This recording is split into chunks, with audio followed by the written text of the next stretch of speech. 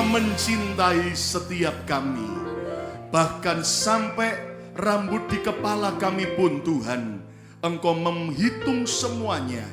Kalau hal yang kecil-kecil saja, hal yang sepele saja dalam hidup kami, Tuhan hitung, Tuhan perhatikan, dan Tuhan pelihara. Apalagi setiap masalah dan kebutuhan setiap kami. Engkau Jehovah Jireh, Engkau Allah Sang Penyedia yang sanggup memberkati setiap kami. Itu sebabnya Bapa, buat kami mengerti akan firman-Mu, pesan-Mu pada siang hari ini. Bicara buat setiap kami Bapa.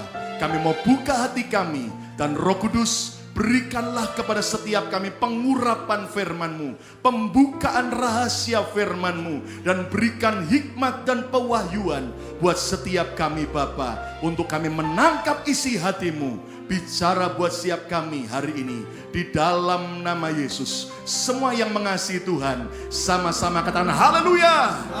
Sorakan haleluya. Katakan bersama, amin, amin, amin, amin. Beri kemuliaan yang meriah bagi Tuhan. Saudara sekalian, jangan lupa besok minggu depan ya, itu delete saving akan dimulai, sehingga mulai hari minggu depan itu jam akan berubah maju 1 jam. Saya harap saudara-saudara tidak terlambat beribadah karena jamnya akan lebih cepat 1 jam. Lalu kemudian saudara, pada waktu tadi Anda masuk, Anda terima juga brosur tentang acara ulang tahun gereja kita yang ke-11. Dan tolong harap saudara bisa bagikan kepada teman-teman saudara yang lain, undang dan ajak mereka. Dan juga ada 11 mini iPad. Saya percaya di ulang tahun yang ke-11 kami rindu memberkati setiap saudara. Amin. Tepuk tangan yang meriah untuk kemuliaan Tuhan, amin. Ini merupakan apresiasi dari kami bagaimana saudara selama 11 tahun ini jemaat yang luar biasa, yang sungguh-sungguh mendukung sehingga gereja ini boleh ada karena anugerah Tuhan, tapi juga karena cinta setiap saudara kepada Tuhan dan gereja ini. Sehingga hari itu kami akan, saudara, selama 2 hari akan ada door prize. Nah, saudara yang kasih Tuhan 2013, kata bersama saya 2013. 23? Angka 13 adalah angka new beginning. Sebuah angka permulaan baru.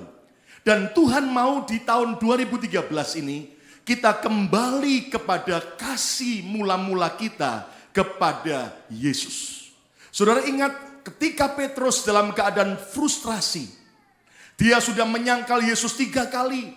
Bahkan kemudian Petrus semalaman dia tidak mendapatkan ikan ketika dia ajak beberapa murid Yesus untuk pergi menangkap ikan. Tiba-tiba Yesus memerintahkan untuk mereka menebarkan jala ke kanan. Dan singkatnya Petrus dan teman-temannya mendapat 154 ekor ikan yang banyak. Dan kemudian akhirnya Petrus tahu itu adalah Yesus. Dan ketika Yesus, saudaraku, didatangi oleh Petrus, pertanyaan Yesus kepada Petrus adalah, "Do you love me?" Apakah engkau mencintai aku? Apakah engkau mengasihi aku? Dan saudara-saudara, Petrus berkata, "Tuhan, engkau tahu, aku mengasihi engkau." Dan kedua kalinya Yesus ulang. Sampai yang ketiga kali Yesus bertanya, "Do you love me?" Dan Petrus menangis. Dia meraung-raung dan berkata, "Tuhan, engkau tahu bahwa aku mengasihi engkau." Saudara-saudara, hari ini apapun keadaan saudara, mungkin saudara sempat gagal di masa lalu saudara untuk mencintai Yesus. Hari ini Tuhan sapa setiap saudara satu persatu. Dan dia lembut berkata kepada nama saudara masing-masing. Dan dia bertanya, "Do you love me?" Jawablah saudaraku. Masih ngantuk nih. "Do you love me? Do you love Jesus?" Kurang mantap. Yes gitu loh. "Do you love Jesus?" Tepuk tangan yang meriah untuk kemuliaan nama Tuhan. Saya beri judul khotbah siang hari ini adalah, "Do you love Jesus?" Loh, kok diam semua? "Do you love Jesus?" Apakah engkau mencintai Yesus? Saudara-saudara, banyak orang percaya berkata, "Aku mencintai Yesus." Tetapi sesungguhnya banyak orang percaya tidak tahu arti sesungguhnya dari kata mencintai Yesus. Banyak orang percaya sesungguhnya tidak tahu bagaimana cara untuk mencintai Yesus. Itu sebabnya saudara, siang hari ini mari kita belajar. Yesus mengajar buat kita Apa arti daripada mencintai Yesus? Mari kita lihat Markus 12 ayat yang ke-29 sampai ayat 30, saudara. Markus 12 ayat 29 sampai ayat 30, Alkitab berkata, jawab Yesus, hukum yang terutama ialah, dengarlah hai orang Israel, Tuhan Allah kita, Tuhan kita Esa. Ayat 30 mari baca sama-sama. 2, 3. Kasihilah Tuhan Allahmu dengan segenap hatimu dan dengan segenap jiwamu dan dengan segenap akal budimu dan dengan segenap kekuatan. Saudara lihat, Yesus ingin agar kita mencintai Dia, mengasihi Dia dengan segenap hati. Kata bersama saya, segenap hati. 2, 3. Kata bersama saya, segenap jiwa. 2, 3. Kata segenap akal budi. Kata bersama saya, segenap kekuatan saya. Saudara-saudara, segenap, kata Yesus. Apa arti daripada mencintai Yesus? Berarti kita harus menempatkan Yesus lebih dari segala-galanya dalam hidup kita. Katakan haleluya. Mencintai Yesus berarti juga kita harus mencintai Yesus 100%. Kata bersama saya, 100%. 2, 3. Kata segenap hati, segenap jiwa, segenap akal budi, segenap kekuatan. Berarti apa? Bukan 50%, bukan 75%, bukan 99%. Tapi Tuhan mau kita mencintai Dia 100%. Saudara-saudara, arti mencintai Yesus juga berarti adalah mencintai Yesus tanpa ada saingan yang lain. Saudara-saudara, inilah sesungguhnya arti daripada mencintai Yesus. Tuhan mau supaya tidak ada yang lain yang kita cintai yang melebihi cinta kita kepada Yesus. Nah, pertanyaan berikutnya, bagaimanakah saya bisa mencintai Yesus? Tuhan Yesus mengajar, ada 3 ayat yang kita akan periksa hari ini. Matius 10 ayat 37 sampai 39. Saudaraku. Lihat Yesus berkata apa? Matius 10 ayat 37 sampai 39. Barang siapa mengasihi bapak atau ibunya atau keluarganya lebih daripada mengasihi Yesus, lihat, ia tidak layak bagiku, kata Yesus.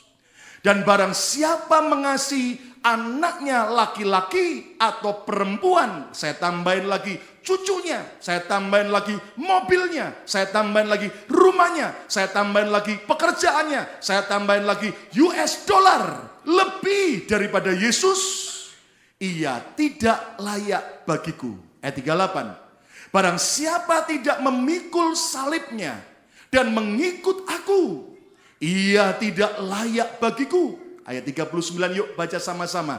2, 3. Barang siapa mempertahankan apa?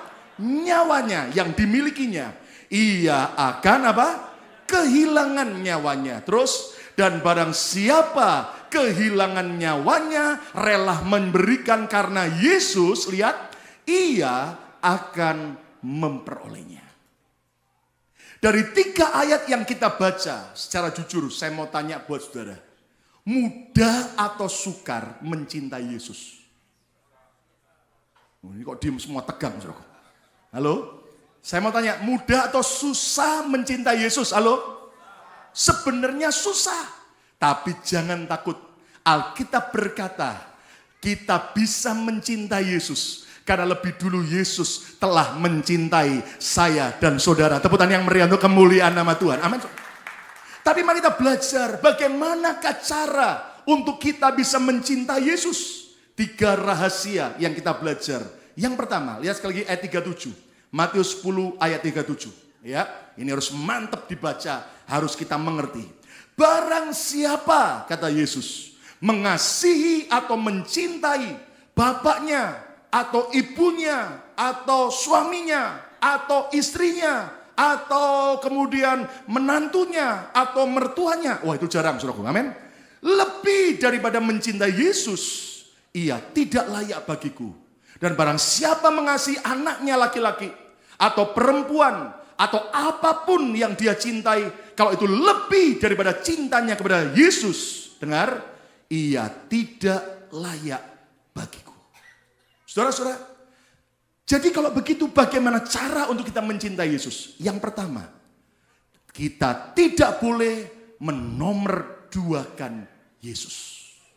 Saudara, Yesus harus dinomorsatukan. Jangan menomorduakan Yesus dalam hidup kita. Yang mengerti, katakan amin.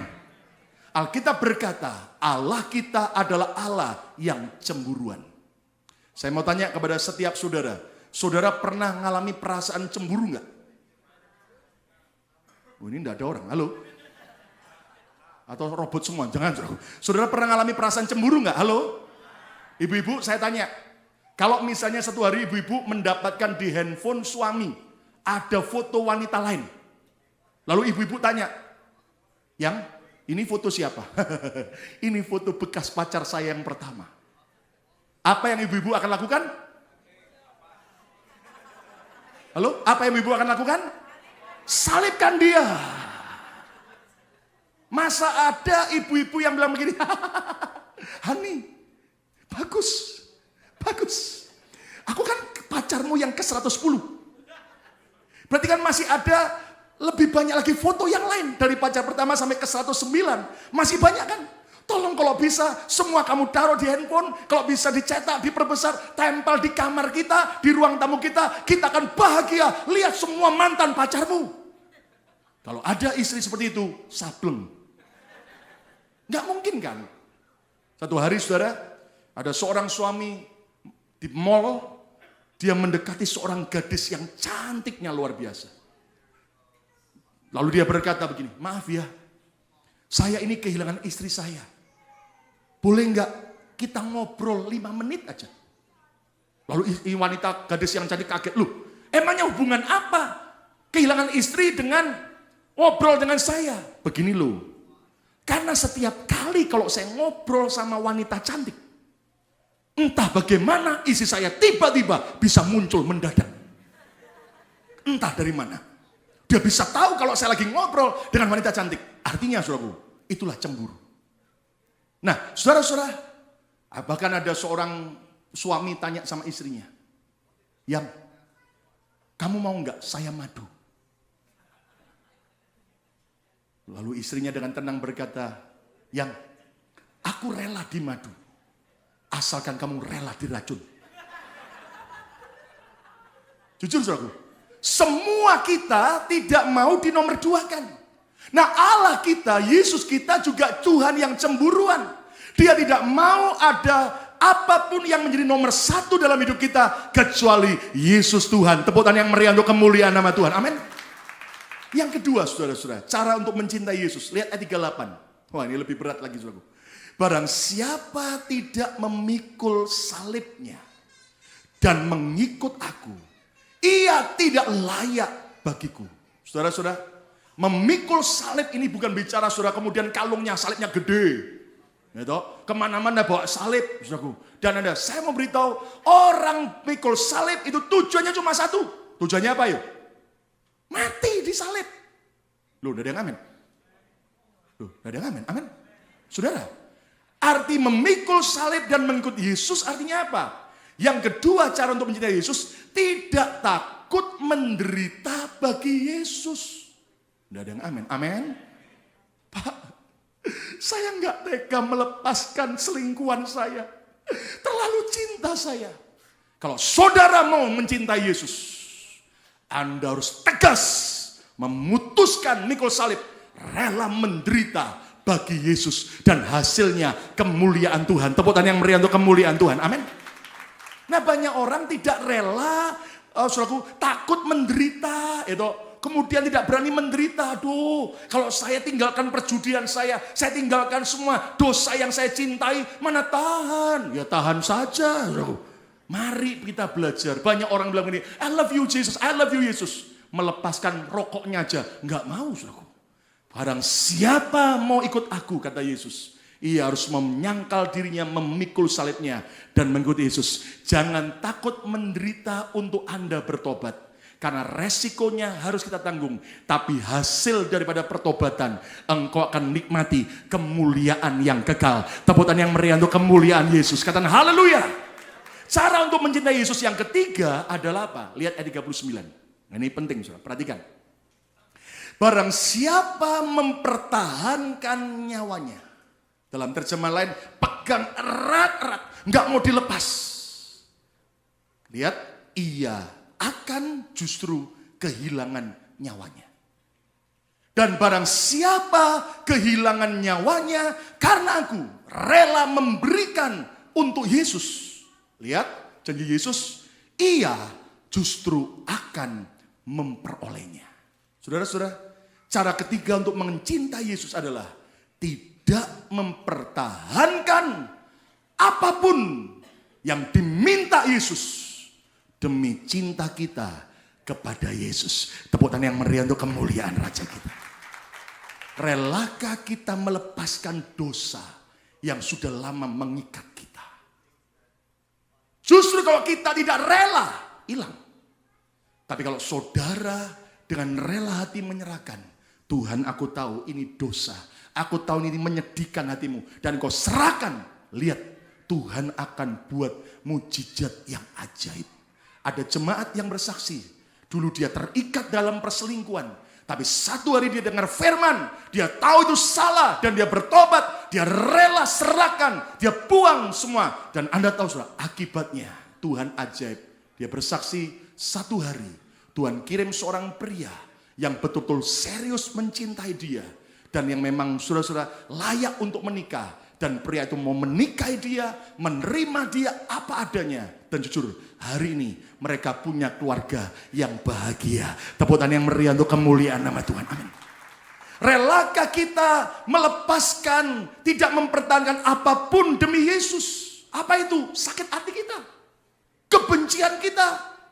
Berapa banyak orang rela menyerahkan uangnya untuk Yesus. Tapi kalau menyerahkan kebenciannya, dendamnya, sakit hatinya, dia bilang, sampai mati dalam kubur, tak bawa benciku.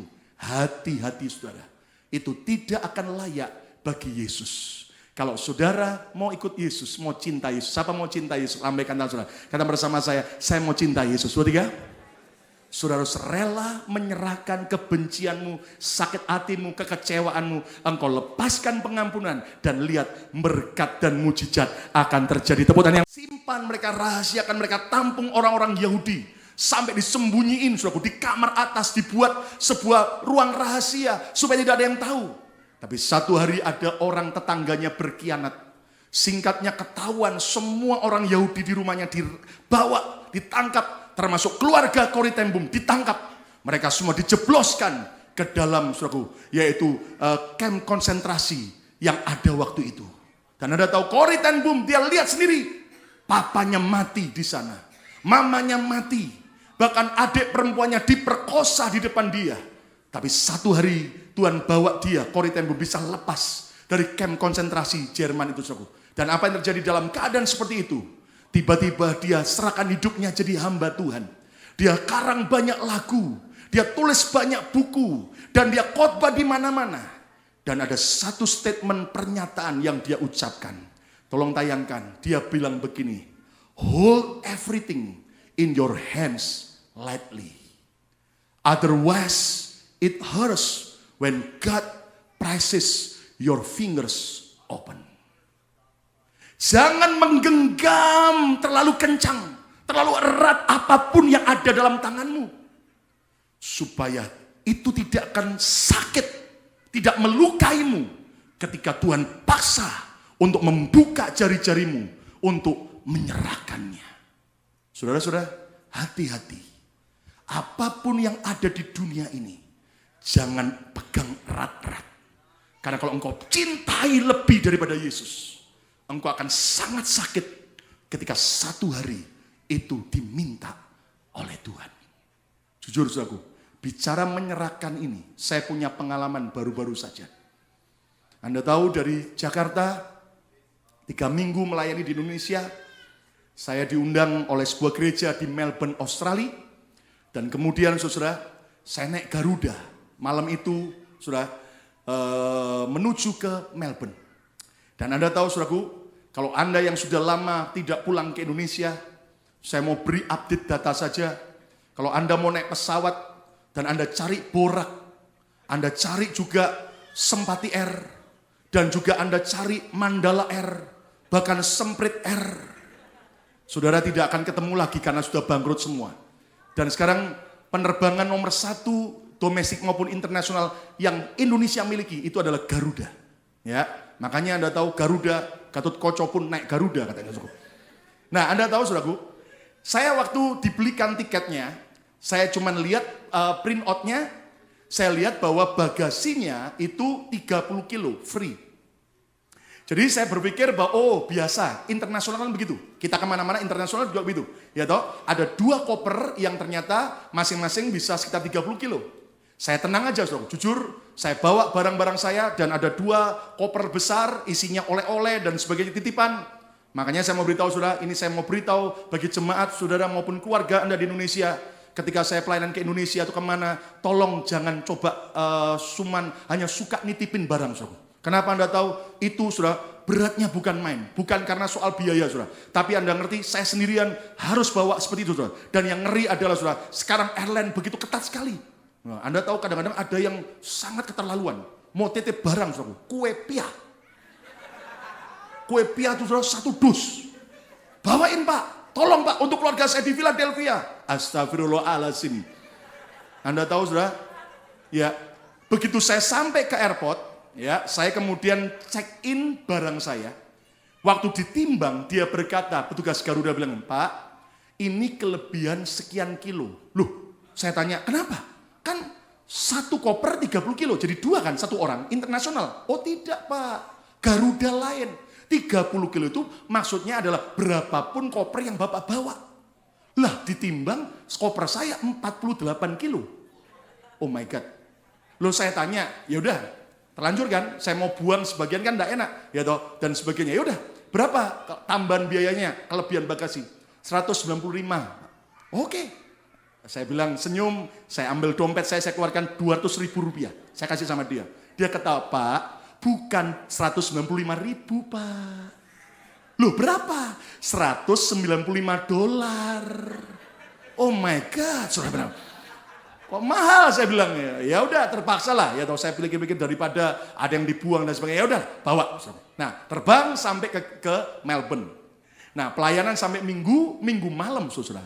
Ya saya kan dari Melbourne mau langsung tembak ke Hong Kong karena supaya nyambung China Air terbang balik ke Amerika. Tapi rupanya dari Melbourne ke Hong Kong hanya ada yaitu Asia Air. Nah Anda tahu saudara, saya lihat dari internet harganya murah, memang murah. Tapi saya mau beritahu ada kabar buruk dan kabar baiknya saudara.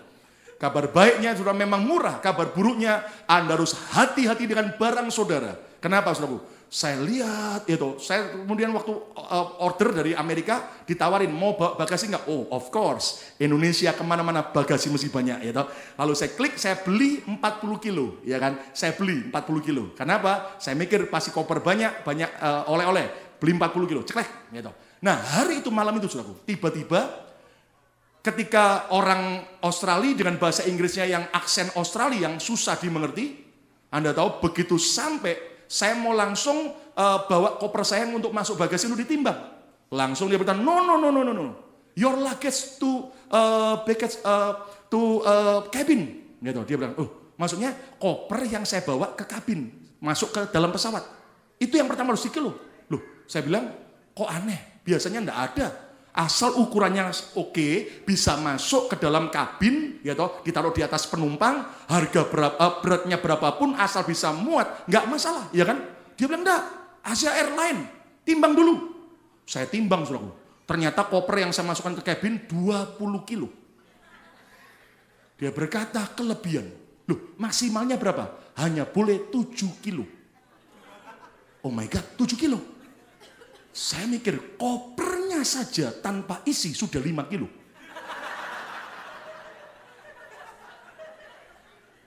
Lah saya kan bingung. Lalu kemudian, oke. Koper yang untuk masuk bagasi dua-dua tak timbang.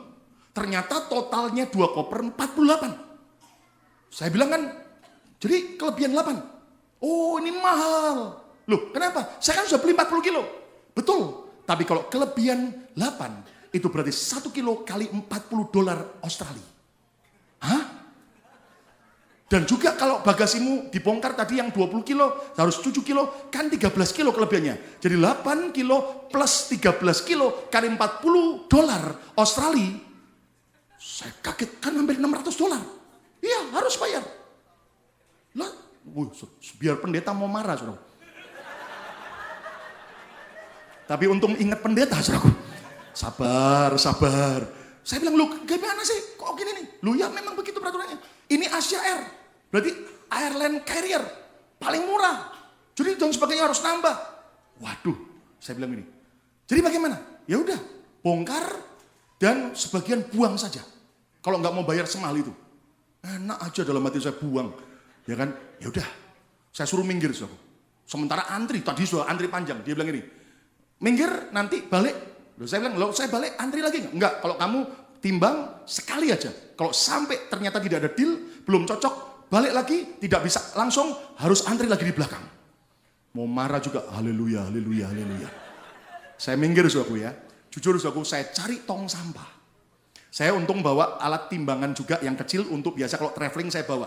Jadi Anda tahu, itu pertama tas cabin saya buka. 20 kilo, saudaraku. Saya udah keluarin, bongkar semua, ada buku, ada Alkitab, ada macam-macam saudara itu, dan sebagainya. Cuman kopernya aja tak timbang 5 kilo. 2 kilo apa yang bisa dimasukkan?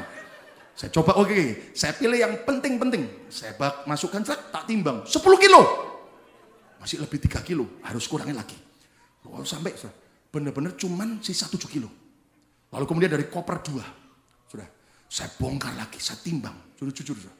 Beberapa buku, beberapa oleh-oleh. Sudah tahu, terpaksa saya buat perpisahan sebentar.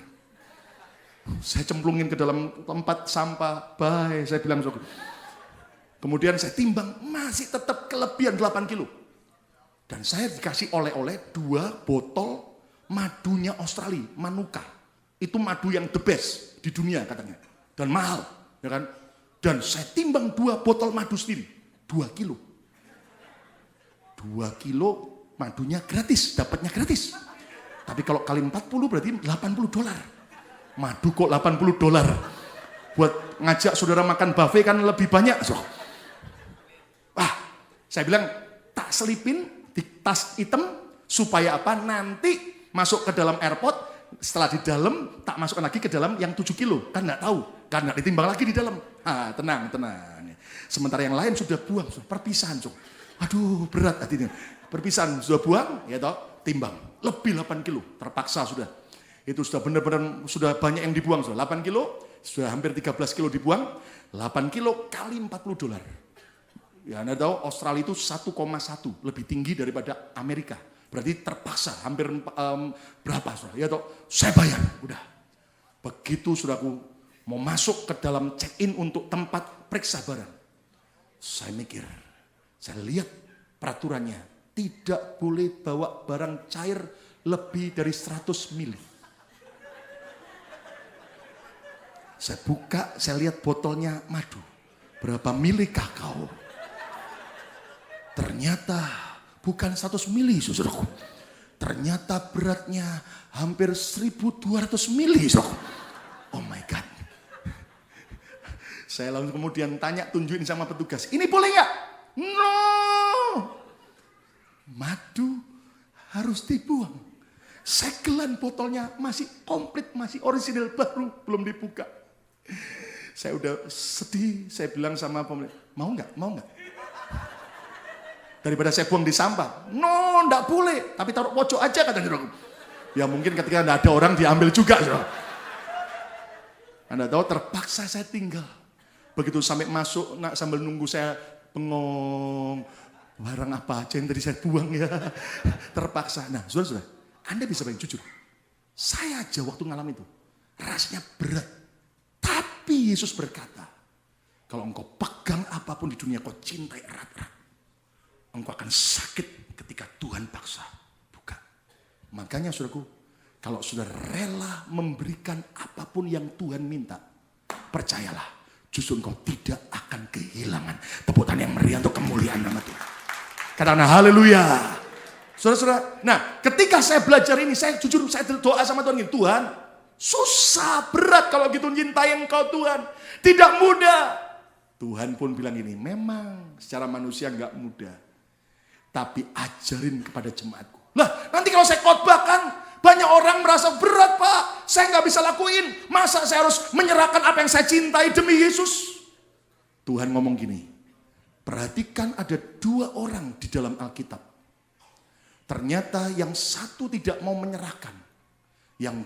Orang kedua rela menyerahkan. Beritahu pada umatku. Jangan lihat betapa berat pengorbanan mereka. Tapi beritahu betapa luar biasa hasil akhir kalau kita rela mencintai Yesus lebih dari segala-galanya. Tepuk tangan yang meriah untuk kemuliaan Tuhan. Amin. Nah, 2 contoh orang ini adalah apa? Pengalaman mereka kita belajar. Pemuda yang kaya, yang datang pada Yesus dan kemudian dia pingin ikut Yesus, dan Yesus berkata apa? Pergi jual hartamu yang banyak, beri kepada orang miskin, beri kepada Tuhan, dan ikuti aku. Alkitab berkata pemuda kaya ini meninggalkan Yesus karena tidak rela melepaskan hartanya. Dia pergi dengan sedih hati. Tapi ada orang yang kedua yang kita belajar hari ini adalah Abraham, yang rela mengorbankan Ishak, anak yang paling dia cintai karena itu anak tunggalnya, untuk dipersembahkan kepada Tuhan. Saudara, saya tahu hati saudara beberapa gemetar. Pak, kalau saya diminta yang saya paling cintai selama ini bagaimana? Saudara, saya tahu itu tidak mudah. Tapi kalau engkau rela memberikan apapun yang Tuhan minta, percayalah hasil akhirnya luar biasa. Tepuk tangan yang meriah untuk kemuliaan Tuhan. Saudara, jujur saya di Jakarta diajak makan di Grand Indonesia dengan seorang hamba Tuhan. Dia lebih muda dari saya dan dia bilang, tolong kok ketemu sebentar. Saya makan, saudaraku, jujur makanannya enaknya luar biasa. Bakmi goreng tradisional.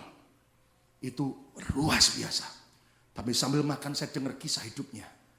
Agak tersedak saya. Dia bilang gini, dia datang seorang pria, datang dua orang anaknya, laki dan perempuan, usia belasan. Dia bilang gini dengan air mata. Koko tahu nggak?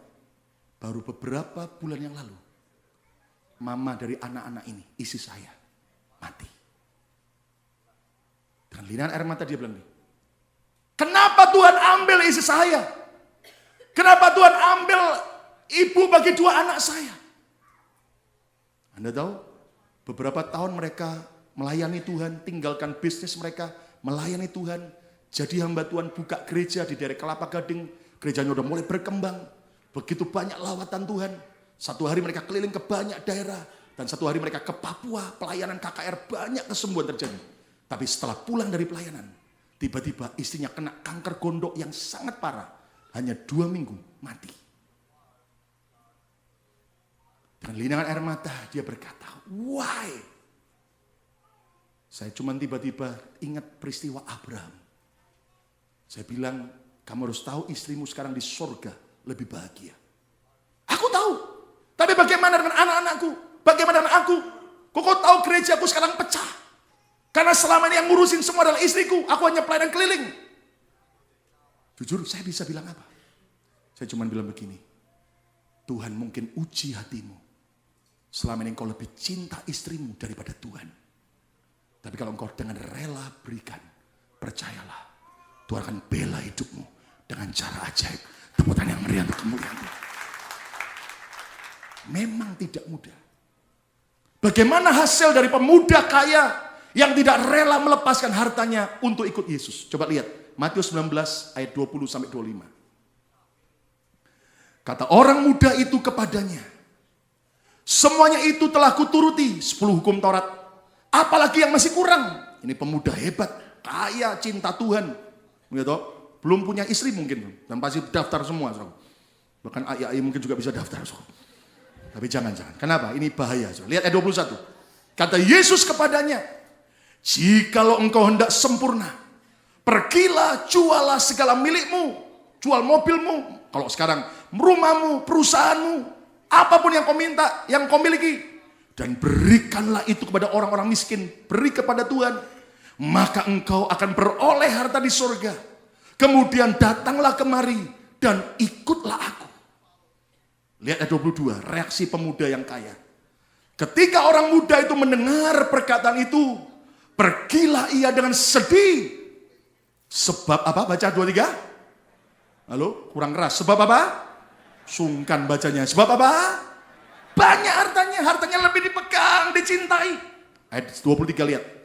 Yesus berkata kepada murid-muridnya, aku berkata kepadamu sesungguhnya, sukar sekali bagi seorang kaya untuk masuk ke dalam kerajaan surga. Kenapa? Kekayaannya lebih dicintai.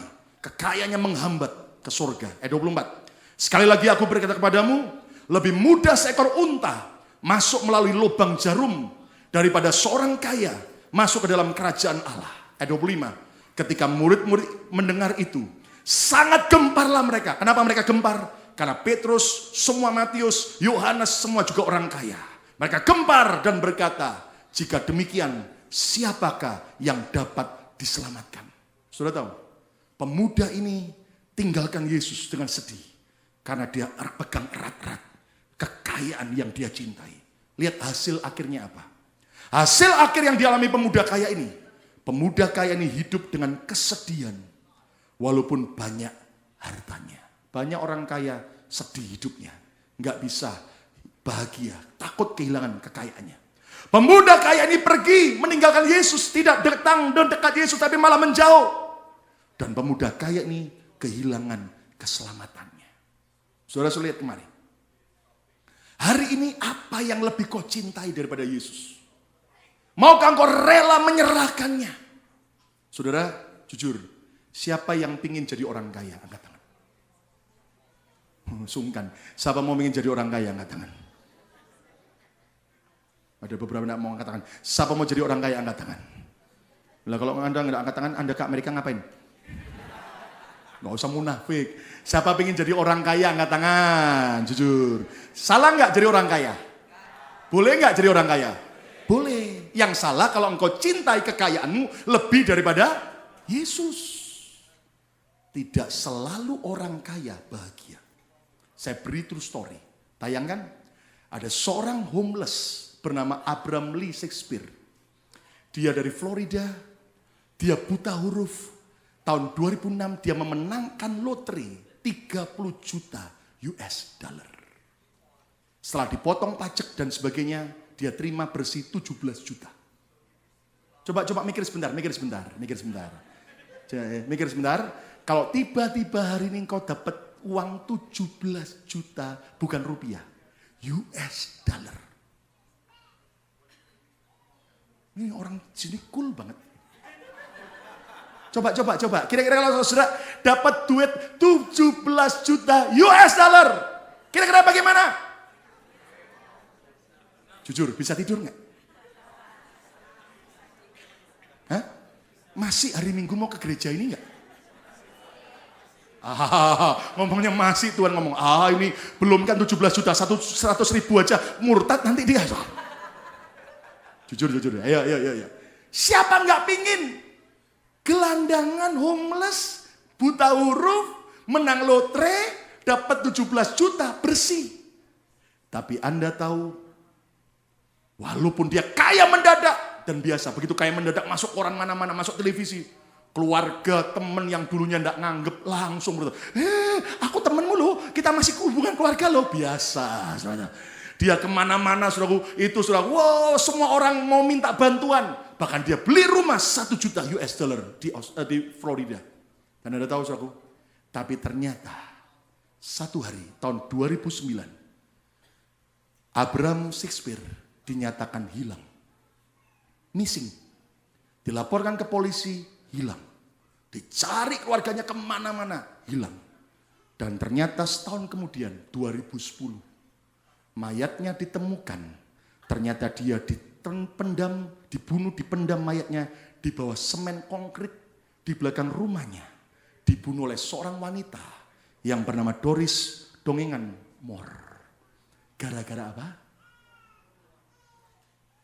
Gak berani ngomong semua. Gara-gara apa? Gara-gara apa? Masih mau jadi orang kaya? Sungkan cara. Masih mau jadi orang kaya? Amin. Tapi lihat cinta Yesus. Kalau tuh tiba-tiba Tuhan minta, mau kasih enggak? Oh yang benar. Mau kasih enggak? Ngomongnya kasih dalam tidak. Bayangin 17 juta ya. Tapi hati-hati jangan berharap dapat berkat dari lotre maupun judi. Uang jin dimakan setan. Percayalah itu tidak uang halal, saudaraku. Nah, tapi mari kita belajar dari Abraham. Dia sudah lama menunggu anak. Dan tiba-tiba ketika Ishak sudah menjadi belasan tahun. Dan dia cintai. Tuhan datang sama Abraham. Abraham, ya Tuhan.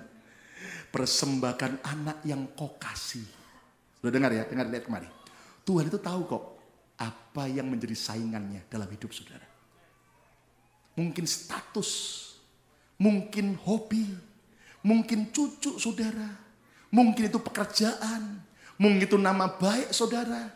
Yang lebih kau cintai. Yesus berkata, aha, aku punya saingan dalam hidupmu. Give me. Berikan. Abraham dia rela berikan. Lihat hasil akhirnya. Lihat apa yang dia alami. Ayat 9 sampai 12. Kejadian 22 ayat 9 sampai 12. Perhatikan ya.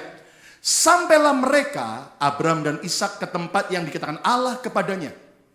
Ke atas gunung Moria. Lalu Abraham mendirikan mezbah di situ, disusun nyala kayu, diikatnya Ishak anaknya itu, dan diletakkannya di mezbah itu di atas kayu api. Lihat ayat 10. Sesudah itu Abraham mengulurkan tangannya, lalu mengambil pisau untuk apa? Lalu baca untuk apa? Untuk apa? Menjembelih anaknya. Sudah tahu enggak? Ingat ya, ini bukan drama. Kalau saudara Abraham sudah tahu skenarionya. Abraham, ya Tuhan main drama, pura-pura. Nanti aku enggak akan, kamu enggak bunuh anakmu. Masih mending, ini bukan drama. Saya masih ingat tahun 85, kalau tidak salah. Saya, kakak saya, Roni Daud, kemudian ada Pak Teni, Landena juga, dan beberapa teman, termasuk Pak Victor dan Bu Vivi, yang Pak Victor Belanda, dan Bu Vivi yang sekarang isinya. Kami 85 pergi ke Semarang, buat pagelaran gerak dan lagu. Pak Victor jadi Tuhan Yesus, ya. Bu Vivi waktu itu masih belum pacaran, jadi Maria Magdalena. Saya dengan teman-teman yang lain jadi 12 murid Yesus, lalu ada lagi yang jadi prajurit Romawi. Nah kami akhirnya kan tahu skenarionya. Yesus nanti ditangkap, digebukin. Ya kan? Jadi skenarionya latihan itu sudah anak-anak yang jadi prajurit itu sudah gebuknya itu pura-pura. Jadi ini tubuhnya Pak Victor, cepat. Pak Victor teriak, aduh, ya toh, pura-pura. Tapi Anda tahu pada hari H malam itu, beberapa prajurit nakal. Dia bilang gini, kapan lagi kita gebukin Pak Victor? Dan benar saudaraku, itu hari itu dia teriak, bukan teriak pura-pura, teriak kesakitan beneran. Anak-anak kurang ajar, tendang-tendang beneran saudaraku. Pukul-pukul beneran, aduh, gitu. Dan Anda tahu saudara, itu kan sudah tahu skenarionya. Gitu. Makanya dari situ, akhirnya Pak Victor, Tuhan Yesus dengan Maria Magdalena, lama-lama jatuh cinta, pacaran. Makanya itu Dan Brown itu menurut saya terinspirasi dari peristiwa itu saudara. Makanya saya bilang sama Pak Victor, gara-gara Bapak.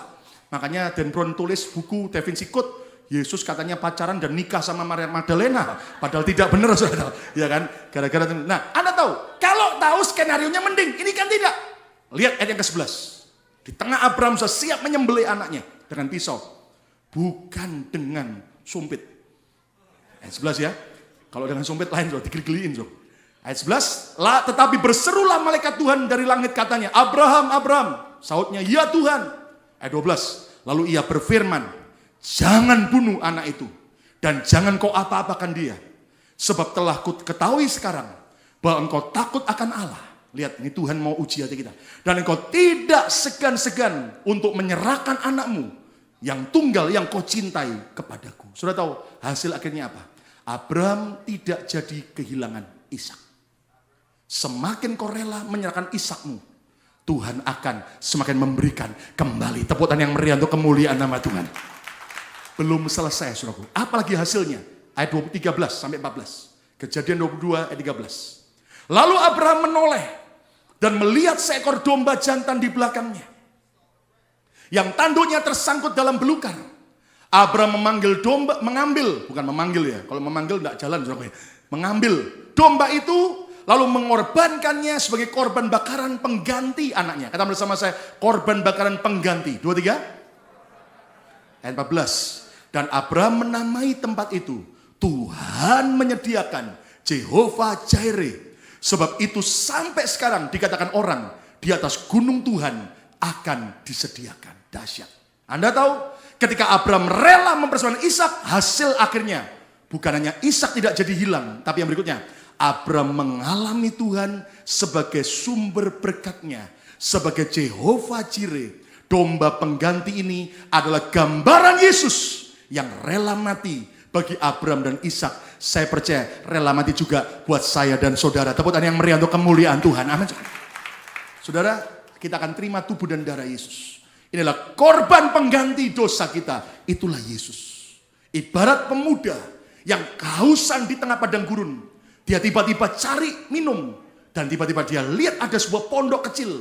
Dan ada sebuah pompa dragon. Dan di bawahnya ada sebuah kendi isi air. Dia haus. Dia mau minum karena dia mau mati kehausan. Tiba-tiba waktu dia angkat. Tiba-tiba ada sebuah tulisan. Jangan diminum air ini sobat. Tapi jadikan air ini sebagai pancingan ke pompa dragon itu. Dan engkau akan dapat air berlimpah-limpah. Pemuda ini dilema. Dia haus. Kalau dia minum, dia akan selesai. Tapi habis lagi. Tapi kalau dia masukkan ke dalam pompa. Kalau betul keluar air. Kalau tidak. Tapi pemuda ini pilihannya. Dia tuangkan air itu. Habis untuk air pancingan. Dia pompa. Dan keluar air. Berbual-bual. Dia minum sampai kenyang, sampai puas. Dan ditulis botol yang kendi itu diisi kembali dengan air penuh. Dan tulisan itu ditambah bawahnya. Saya sudah coba sobat. Dan ternyata berhasil. Saudara, ibarat kita. Kalau Tuhan minta air pancingannya, Ishak yang kau cintai. Itu berarti engkau akan terima air yang berbual-bual. Berkat yang berlimpah-limpah. Jehovah Jireh dalam hidup kita. Hasil akhirnya apa lagi? Belum selesai. Ayat 15 sampai 18. Untuk kedua kalinya berserulah malaikat Tuhan dari langit kepada Abraham. Katanya, aku bersumpah demi diriku sendiri. Demikianlah firman Tuhan. Karena engkau telah berbuat demikian. Dan engkau tidak segan-segan untuk menyerahkan anakmu yang tunggal kepadaku. Lihat itu sampai diulang lagi. Tuhan hargai. Ayat 17. Maka aku akan memberkati engkau berlimpah-limpah. Dan membuat keturunanmu menjadi sangat banyak. Seperti bintang di langit. Dan seperti pasir di tepi laut. Dan keturunanmu itu akan menduduki kota-kota musuhnya. Jadi pemenang. Keturunannya. Ayat 18. Yuk baca sama-sama. 2, 3. Oleh keturunanmu lah semua bangsa di bumi akan mendapat berkat. Karena engkau mendengarkan apa? Firmanku. Hasil akhirnya apa lagi yang Abraham alami? Abraham memiliki keturunan yang dijamin oleh Tuhan. Siapa ingin punya anak cucu yang dijamin, diberkati Tuhan, dipelihara Tuhan luar biasa. Tepuk tangan yang meriah untuk kemuliaan Tuhan. Serahkan Ishak yang kau cintai. Yang terakhir, ini lebih menarik, ayat 19 sampai 23. Tuhan itu kalau berkat itu komplit. Lihat, Kejadian 22 ayat 19 sampai 23. Kemudian kembalilah Abraham kepada kedua bujangnya, selesai dari atas gunung Moriah. Dan mereka bersama-sama berangkat ke Beersheba. Balik. Dan Abraham tinggal di Beersheba. Lihat ayat 20. Sesudah itu, pas setelah Abraham selesai mempersembahkan Ishak di gunung Moriah. Lihat.